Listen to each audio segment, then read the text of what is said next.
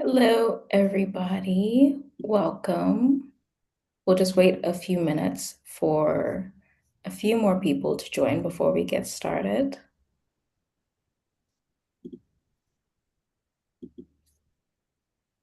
If you have any questions right now or throughout the webinar, please feel free to leave them in the Q&A section.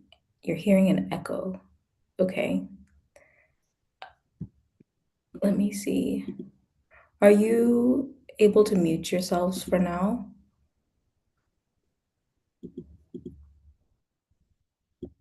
Oh, you are muted. Okay. Is there still an echo, Isabella?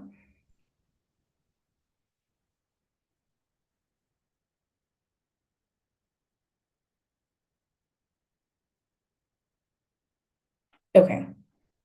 Hopefully it is fixed now. But as I was saying, if you have any questions, please feel free to drop them in the Q&A section, and we will try to get them either throughout the webinar or at the very end.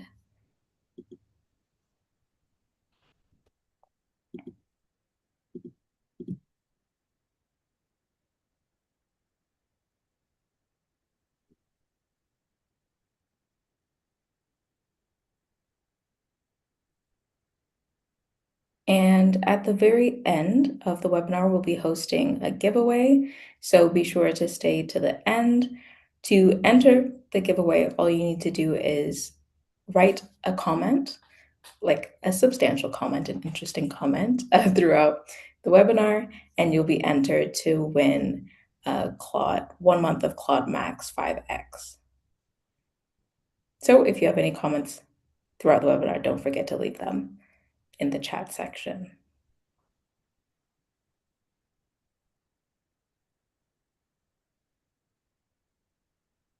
Okay, I think we are ready to go. So welcome to today's session, where we'll be talking about process mining 101.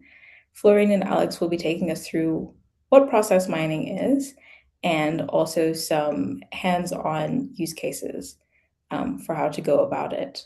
So without further ado, I'm going to pass this on over to them since they are the experts in this field. So welcome, Florien and Alex. Yes, thank you for the introduction and welcome to you all. We're very happy to be here. So we're going to talk to you about process mining and we're going to show you a lot. But first, a little bit about ourselves. My name is Florien Cramwinckel. I'm an independent behavioral scientist, but actually also an ex-employee of Online Dialogue, the company that Alex is currently working. Yeah, my name is Alex. I'm a data scientist at Online Dialogue. We are a dedicated CRO agency located in Utrecht, Netherlands. And we have over 15 years of experience doing that. And we really believe in the combination of data and psychology. And that's also why we are together here today as a data scientist and a behavioral scientist to combine those strengths and to have better validation and experiments through research. Today, we want to talk about process mining, of course, so we'll start at the beginning. Even if you've never heard of it, then we will get you up to speed so that you know what we're talking about. Next, Florien will dive into the strength of process mining as an exploration tool, and also some use cases will be covered there. And then finally, hopefully by then you're really enthusiastic to get started, and then we'll tell you exactly how you can get started. So first, let's tell you a bit about process mining, and I want to start with a picture. So this is a picture that I took of a cycle path that I take every morning on my route here to the Utrecht office, and you can clearly see the designed route, what was assumed that people would take. So it's a paved route, and and it was assumed that people would take that route to go to the right. But as you can also see from the picture, there is a dirt track cutting straight through, and that's how people actually move through the path, myself included sometimes. And that gap between expectation and reality, yeah, that's exactly what we're going to talk about today, because that's also what's happening on our websites. So if we translate this to e-commerce, we also have expectations. So we all have probably seen a funnel like this. So a linear path that we assume that visitors walk through when navigating through our website. So starting on home, going through the product pages, and then finally reaching the checkout. But also here, the reality is way messier. Nobody actually walks down the funnel in a straight way. People move around. They go back and forth between certain pages, visit pages you never even heard of. And even this process map you see on the right side is still a simplification of the reality, because it can get way messier than that. Now back to the tooling, because if we have this image where there was a gap between expectation and reality, then funnel analysis sits here. So it's exactly, you're measuring what you are expecting. And this is built on assumptions of how visitors move to the website. And while process mining, on the other hand, shows you the path that users actually take on your website.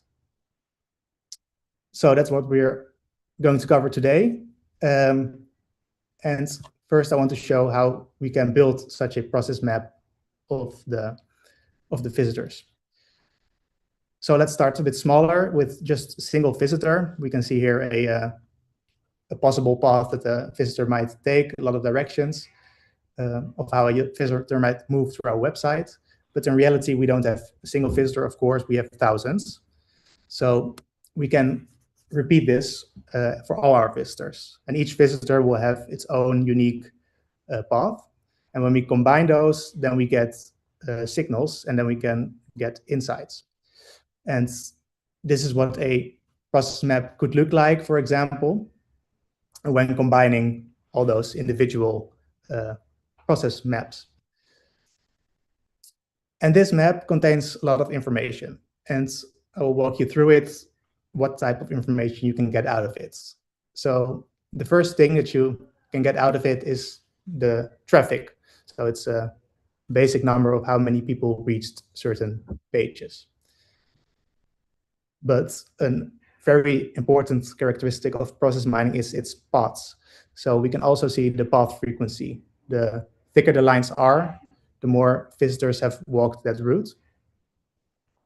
So you can see patterns starting to emerge. We also have entry points.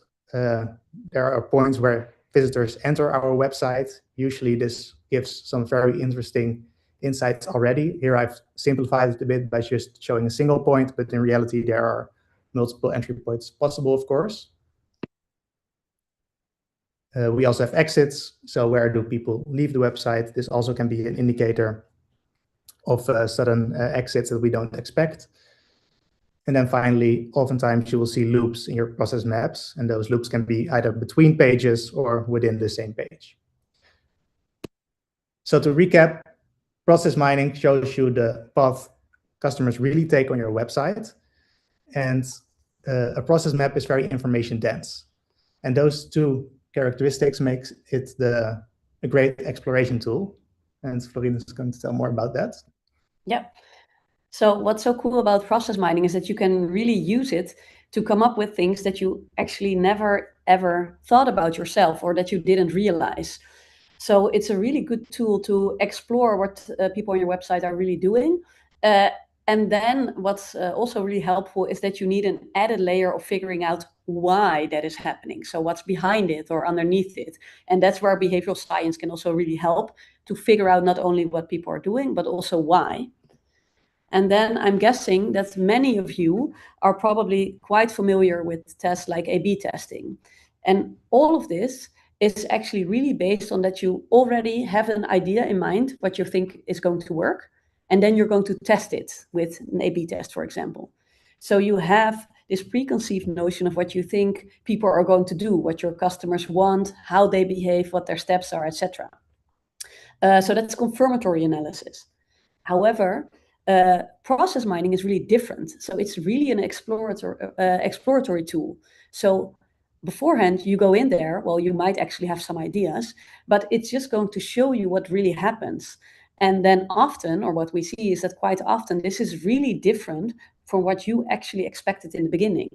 So this is really about the question, what is really happening here? So what are people actually doing? And what can we do with that maybe? So let's talk about a case study to show you what we found there. And I think I saw some questions here, so I'm just going to read it. So see if there's something that I need to answer right now. Oh, Comments from. okay. You're good. I'll let you know. Oh, great. Okay, so let's talk about the case study. So this case study was with an online supermarket, or actually they were both an offline supermarket with actual stores, physical stores, but also you could do your online grocery shopping there.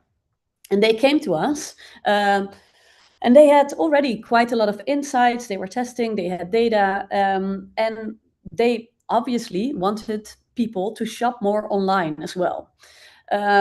And when they were looking at their data, they saw some interesting things. So one of the things was that there were a lot of visitors, and they were really engaged because they were shopping and filling their baskets for around 30 minutes. So think about that, right? 30 minutes on their website, but then not converting in the end. So this supermarket, they came to us and they were like, okay, what's going on? And can we maybe do this with process mining? So awesome, yes, of course. So we got into this and figure out what was going on there and why people were taking such a long time to fill out their baskets, but then not completing the purchase. So here's what we found, again, simplified, but what two of the main things that we found when we were using process mining was, first of all, that errors were really a conversion killer. So there was 1 month where there were 150,000 errors being shown to around 40,000 visitors. So people also got multiple errors. And what they didn't realize before process mining, but what we figured out in this process, is that for about half of these visitors, so around 19 to 20,000 visitors, when they got the error message, they actually left the website. And the supermarket, they didn't realize how big this problem was and how big of an issue these errors were until we showed them this process map. So they were actually losing around 90K of customers every single month just due to showing error messages. So that was one finding. And then another one was something that they were actually in the beginning, they were really proud of, is that their search bar and their search results were used a lot. So people were really engaged with using the search functions. However, the supermarket, they assumed that people really loved the search bar because they were using it so much. But when we got into it, we actually saw something weird. So from the results pages, only around 10% moved on to actually putting something in their cart, so adding something to their cart. But around 85% of people were just getting stuck in a loop of going from search results to search results and taking more than 30 seconds between each loop. So they were searching a lot and using the search bar, but apparently they were never finding what they were looking for because they just kept on searching more without adding anything to their cart. All right. Now, good to know is that process mining, this is what it shows you, right? So you find kind of these things, these weird places where people are just leaking away, or they have these error messages, or they getting stuck in loops, or the paths that they're taking. But it doesn't tell you exactly why this happens or what people are trying to do here. So why is it such an issue, or what was wrong with the search bar, for example? Process mining can't tell you that. You need more research to figure that out. And also, here's where you really need to be able to combine different insights from different sources. So with other research, with other literature, with behavioral science, for example, other experiments that you've done to make sense of this. So now we know that there was an issue with this error and there was an issue with the search bar, but we didn't know exactly what it was. So we kept going to really figure out what was going on and put it all together. And what we also did was some user research. So we had some people in the lab, and they were actually doing their weekly shopping in our UX lab. And what we saw here was, well, it was kind of funny if you're in the room and you're not the supermarket, but it was actually horrible, because what was happening is that people were shopping. So they were using this list and they were doing like their whole weekly grocery list. So often they had their own list and then were trying to do it in the app. And then this process of doing their weekly groceries and adding it to their cart took indeed about 30 minutes. But then for some of the visitors, the error showed up and their complete basket was deleted. So think about this. You have been shopping for 30 minutes, putting everything in your cart, and then it's just wiped clean and you can start over. But most of them don't want to start over. They just leave and they go to the competition and to somebody who has actually a functioning website or app where you can kind of finish your shopping rather than only putting your products in the basket and then being left out to dry. So that was really horrible. So that was one finding. So this error message that before we started this whole process mining thing, they didn't even realize how big of a problem it was a huge problem. And then when you see it happening in real time or you see it happening on the screen, people do realize how big of an issue this is. The other thing that we noticed was how it worked with the search loop. So what we also noticed when people were coming to the lab is that when they were typing in things in this search bar, they got a lot of results that didn't make any sense. So for example, someone was searching for micellar water. So that's kind of like a beauty product or something to clean off the makeup. But when he was typing this, they got a lot of results about all the different types of water that you could order for drinks, right? Nothing to do with beauty products. And that happened with a lot of the search results. So people got like maybe, 90% of the items that were shown in the search results were actually not the things that they were looking for. So the more they kept on searching, the more frustrated they got because they never got what they were looking for. And then even when they managed, some of them got the error at the end and then they had the empty basket. So this was what was going on, right? There was a big issue. And now, making sense of this, what should you do moving forward? So how should you fix this, or what should you focus on? And I think here it's really helpful to know something about behavioral science and about how people actually work and why they do what they do. So this supermarket, and it's not only the supermarket, by the way, but many of the clients, when they want to make changes on their website, they usually want to focus on motivation. So they were like, how can we make people more motivated to do their online grocery shopping with us?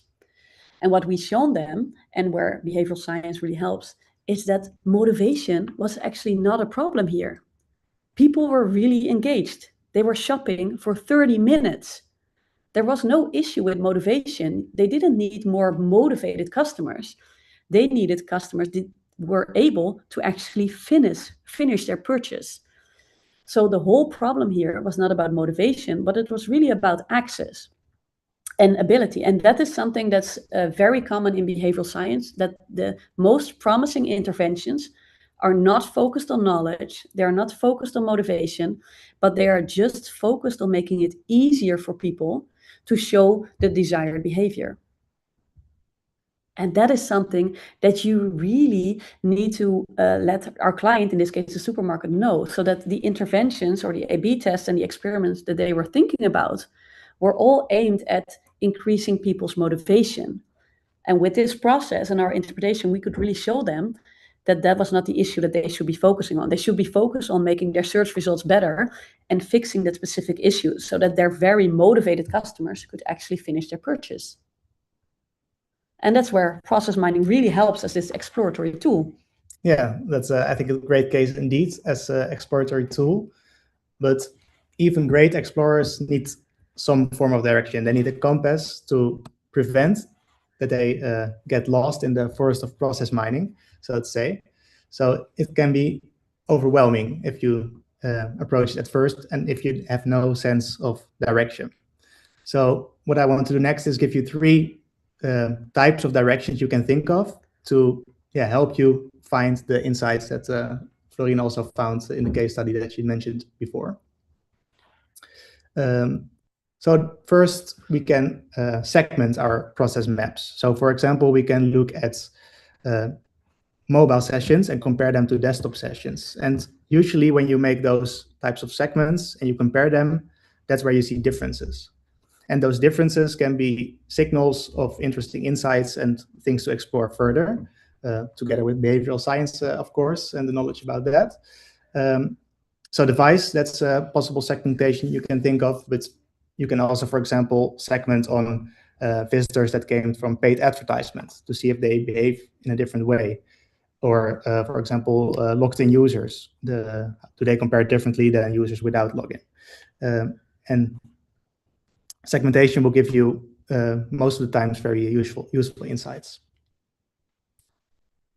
The second thing, which is quite unique to process mining, is that you can also focus on visitors who are not converting. So in funnel analysis, for example, we are very used to looking at optimizing the funnel for buying users. But in mostly all websites, the share of buying visitors is fairly small. It's often even less than 5%. So we're focusing on a very small group. Well, the largest group is not converting. But what are they doing on your website? You want to know that, of course, so that you can see how that behavior differs from buying customers.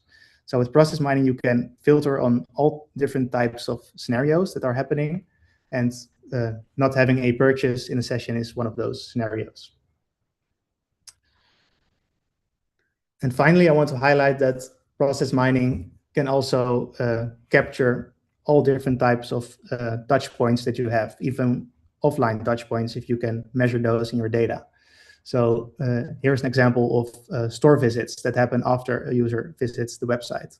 And this way you can capture the complete customer journey and include all the touch points. And this is also great if you have certain touch points, like, for example, advice pages or blogs, where you don't exactly know where they sit inside the journey. So with the funnel analysis, you will have to assume at which step they're going to visit to form that linear path. But now you can just enter it as a data point, and the map itself will show where it's going to appear. So these are just 3 examples. In reality, you can have, from a single data source, a lot of different segmentations and filterings on scenarios. And this will also give you a lot of different insights. And that way, process mining is very flexible. You can keep exploring. Yeah, and it's good to mention, I think, that all of these images that you see here are actually from the same data set. So you can have really different maps based on what it is that you're kind of exploring, that you're looking into. So it might seem like you have like completely different things going on, but I think that's so cool about process mining is that you can really zoom in on some of the things that you think are worth exploring a little bit more, and then it looks completely different. Yeah, oftentimes it's also an iterative process. So you start with some insights, you share them, then you get a lot of follow-up questions, and you can create other maps. And so it's you can keep exploring, which is, I think, a great benefit of process mining, without having to do all the work again every time. Okay, so hopefully by now you're ready to start doing it yourself. So what do you need to get started? Well, of course, we start with data. And in principle, the data you need for process mining is quite simple. It's an event log. And what I mean by that will be pretty quickly show to you. It starts first with who did something on your website. So this can be a user or a visit, any unit of measurement you want to use here. Usually it's something like a visit ID or user ID. And this is also the place where you can add user characteristics. So for example, the device we talked about earlier, or the logged in status of a certain user. That's also what you can add here, but I've simplified it and just added the user ID, which is also a great place to just get started. Then you get at the core, and then you need to know what is that user or visit doing on your website. So oftentimes it's page views, but it can also be actions like clicks or add to carts, purchases. I've even mentioned store visits before.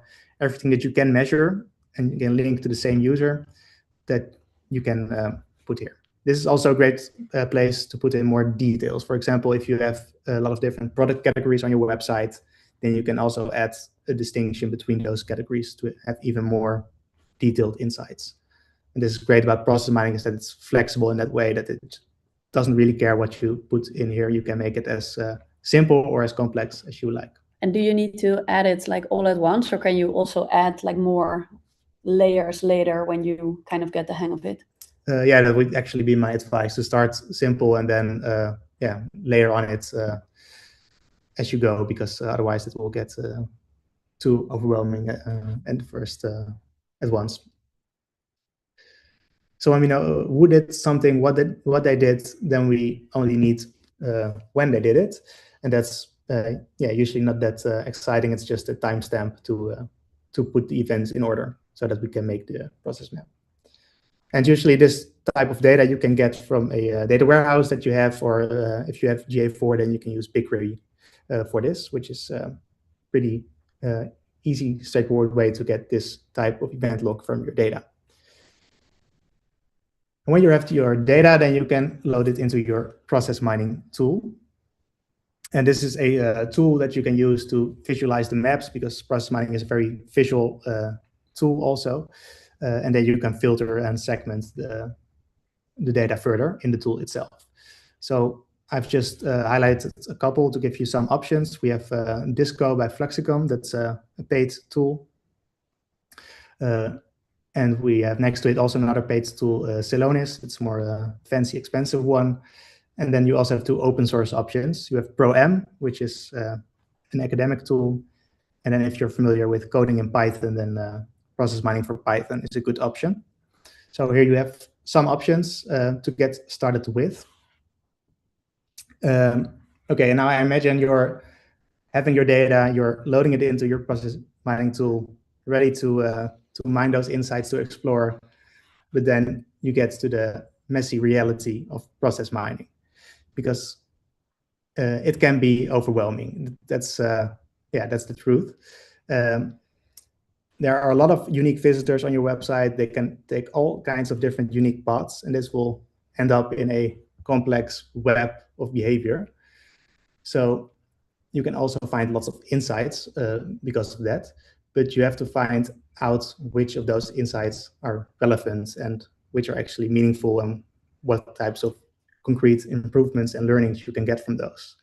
And I think that's where skills that Florien has come in. Yeah, so I think when you want to get started with this, it's really helpful to make sure that you kind of like do it in teams. So if you like not in teams, the thing, but with an actual other person, because it can be quite complicated. So get someone on board who has done this before is helpful. So for a data analyst, or someone who can show you kind of the ropes and how it works. But what I think is really good to know or to realize is that most teams, they have like their analytics people, they have their design people. So there are some elements probably in-house that you already have and that you can use to get started with process mining. But for many teams, they don't have the expertise to kind of also add this why layer of understanding what's going on. So yes, then you see what's happening and where and when you have these weird loops, or you have exits or entries that you didn't think of before. But you actually, to make sense of it and take the next step. So, okay, now we know that people are kind of looping here. So what should we do now? I think then it's really helpful to also add this kind of behavioral strategy layer of really figuring out why all your visitors are doing this and what it is that they actually want and how you can get them there. And I think this is really where behavioral science or psychology comes in. And that's usually my role, or it was my role when I was working at Online Dialogue, but it's also my role as an independent scientist, is that you really add the why to your data. So besides knowing what people are doing, you also really want to figure out why are they doing this? What is it that they're looking for? And how can we kind of bridge this gap between what you as a company would like your visitors to do and what they are actually doing? And how can you build a strategy on that to kind of bridge this gap? So this is where I can help, and where all the psychologists from Online Dialogue also can help. And I'm guessing that for many of you, these are often the people that you miss within your internal teams. And now to recap quickly, let's try to summarize it all into 5 concrete steps that you can take tomorrow morning. First of all, I would start with identifying your use case, especially because it's so overwhelming. I would say start small, keep it simple at first. Look at the assumption that you have about your visitors or a problem statement, for example, the visitors that are not converting, and start there as your first use case to keep in mind as a guidance for exploring. Then you can collect your data, as I said, who did it, what they did, and when did they do it, and then you can load it into your tool of choice. And then the fun part happens, because then you can start exploring. You can declutter those maps, apply segments, filtering, all depending on the use case that you have. Then once you have some insights from the process map, you have the what, then you can get a behavioral expert on board to help you with the why, so to explain the behavior and the reasoning behind it, to actually get a good understanding of the situation. And then finally, you can, of course, share and apply the learnings from process mining. And as we said before, you can then most likely you will have more questions, so you can start all over again with exploring in a different way, or adding more data to the data that you already had to go deeper into it. So those are the 5 steps, I would say. If you want to get started with process mining but not sure where to start, then you can also contact us, of course. You can see the information here, and if you scan the QR code, then you can also book a free session with one of us to dive deeper into process mining and to help you.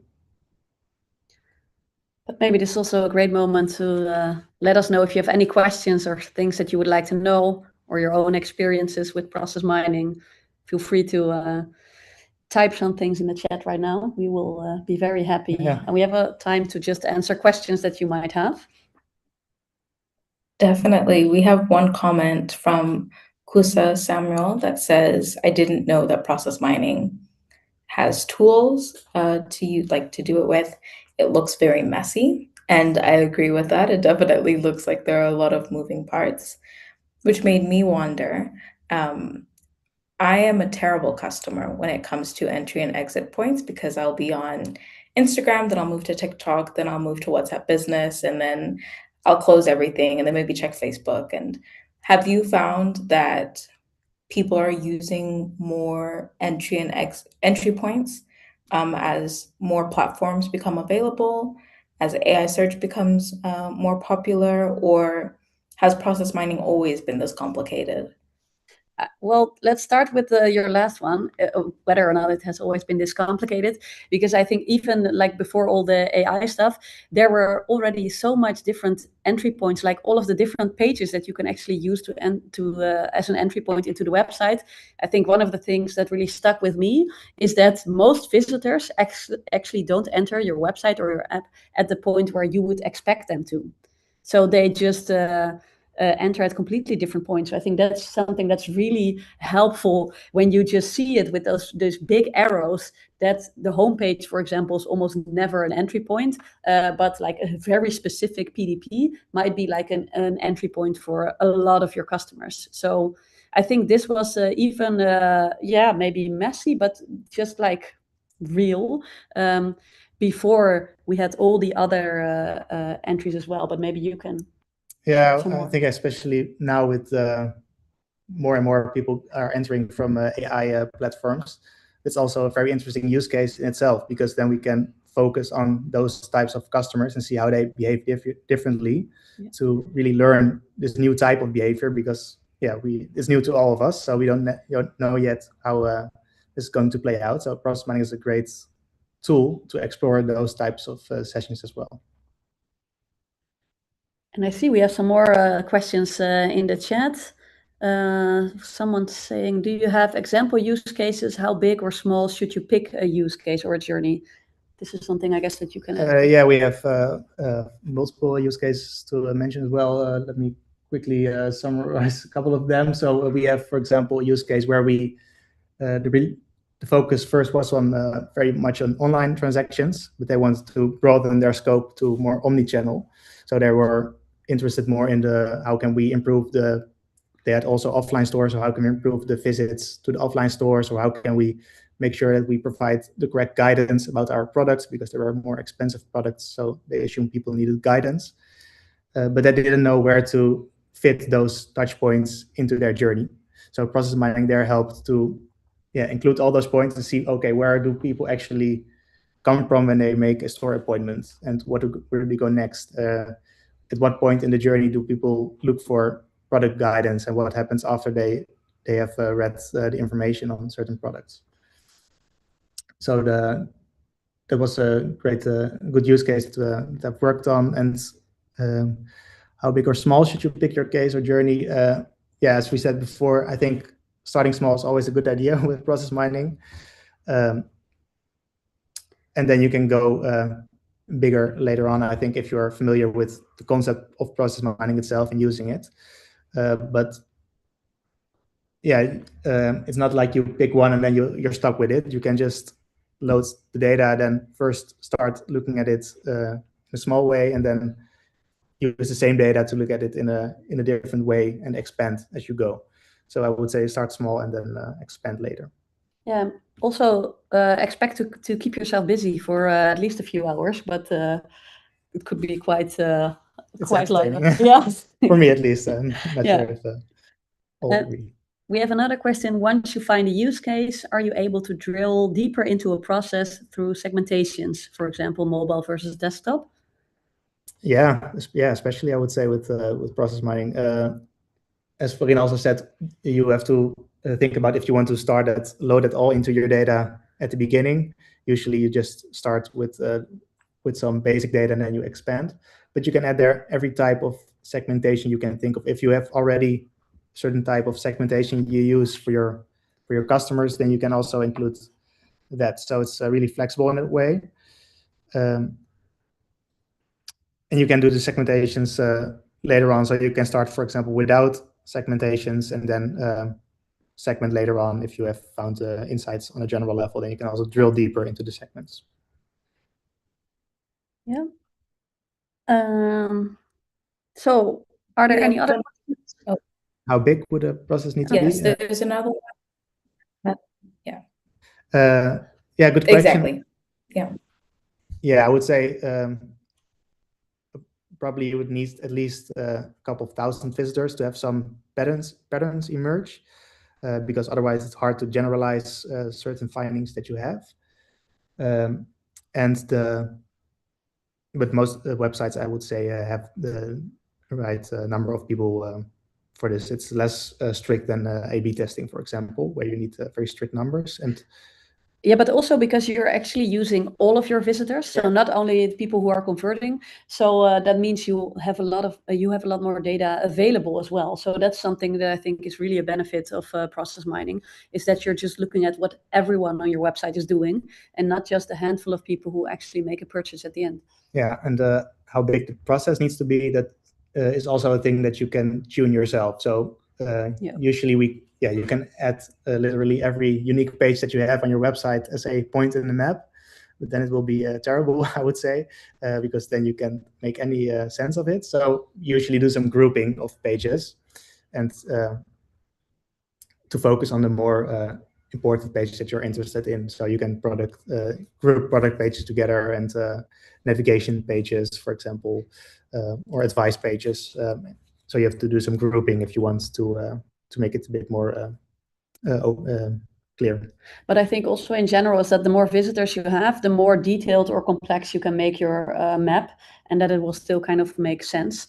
But if you have only smaller numbers of visitors, then your map will be a little bit simpler, because then you need to find like the overarching map that works for many of your visitors.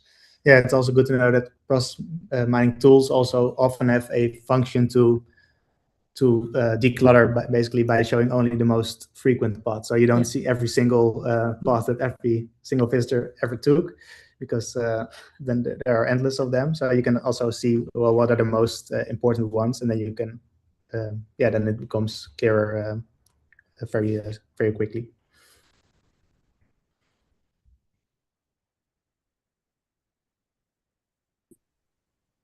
All right. Thank you so much. It doesn't look like we have any other questions at the moment. If you do have a last-minute question, please feel free to send them in right now. For those of you who missed the beginning of the session, the recording will be available. You can find it on the Convert.com YouTube channel. Under the live stream section, you'll be able to watch this one, as well as the session that we did a few months ago, also with online dialogue, talking about another way in which there's an intersection between behavioral and data science.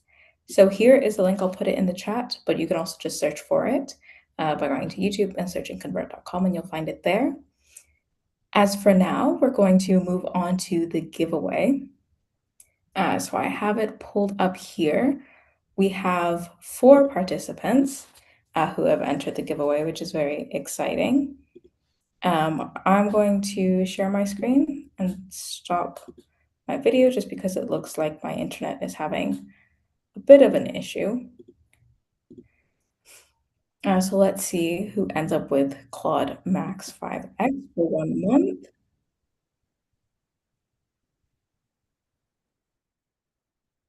All right. Shay, I'm not sure if I said that correctly. Congratulations. Vlad, who has been in the chat, I'm sure you've seen his name, will reach out to you to make sure that you are able to get access to that. I want to say thank you so much to Alex and Florien for this session. You were very clear, and it was very informative.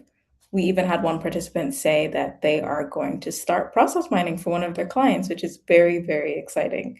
Right. So we did what you set out to do at the start of the session, just get us excited about digging deeper into our data. So thank you so much.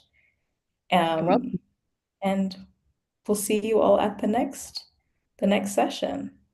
Yeah, thank you as well. And thanks for the questions and listening. All right.